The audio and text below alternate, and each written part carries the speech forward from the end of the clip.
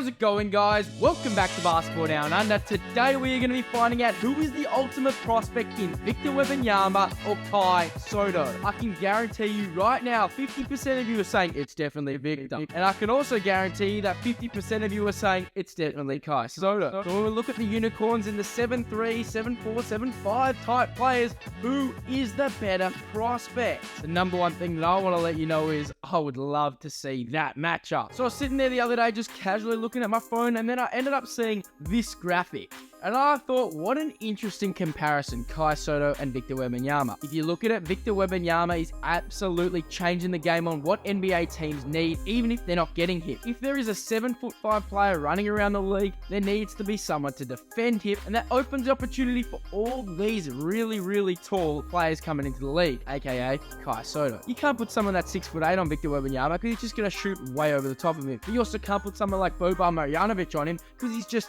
way too slow. So then you get the ultimate prospect in Kai Sotto. Yes, Victor Wembanyama is still faster because he's honestly one of the faster, more agile players going around, and he's 7'5". But if you look at speed to height ratio, Kai Sotto would be up there with some of the best for his height and mobility. So then we question, who is the ultimate prospect? The ball comes into the low post, all I know is I'm taking Kai Sotto. He knows how to use his wingspan, and he has a certainly high level of footwork that can get himself to the ring, get himself a good shot, and he can pull up with that midi, and on the contrary, on the defensive side, use those long arms as protection. Throw Victor Wembanyama in the post, that's not exactly his game. He likes to work out on the perimeter and move in transition. So if we look at transition, who do you prefer, Victor Wembanyama or Kai Sotto? Honestly, it's got to be Victor, 100%. He is so good on the fast break. He takes off from half court, 2 steps, and bang, it's a dunk. Like, I've never seen that before. Ball handling as well. Yes, Kai Sotto can sort of handle the rock, but nothing like Victor. The way that he gets on the rim, the way that he can break down his defender, it's absolutely freaky for a guy that's 7'5". If you look at the rebounding aspect, it's pretty much 50-50 if you ask me. Offensive rebounding, I like Victor because he's so long and explosive. He jumps over the defender and gets these crazy putback dunks. Like that self-rebounded 3-point shot putback dunk was one of the craziest things I've ever seen on a basketball court. But in saying that, Kai Sotto in a defensive rebounding position over Victor,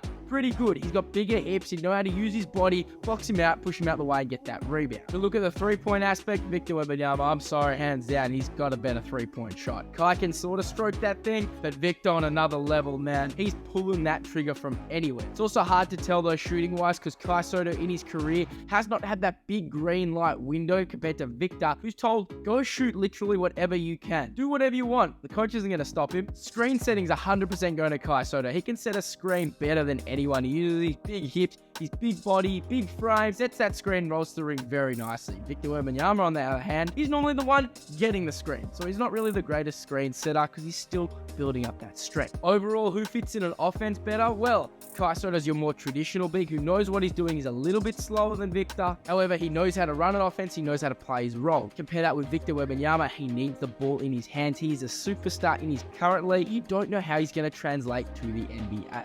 Very exciting to see how Victor's going to go in the NBA. First of all, the 3-point line is further back, so that's going to affect his game dramatically. Also, he's not going to be the man straight away because he is so young. They'll try to make him the man at San Antonio if he gets drafted there. But just due to his inexperience playing in the NBA, you can't be that man in the first season. Compare that to Kai Sotto. If he comes into the NBA, he knows his position. He's going to play that 10 to 20 minutes a game, and he's going to get you those consistent minutes and play his role exactly what you need him to do. You need him to rebound, he'll get it. You need him to dunk, he'll get it. You need him to pass, he'll pass. But let's be honest, Victor can do it all.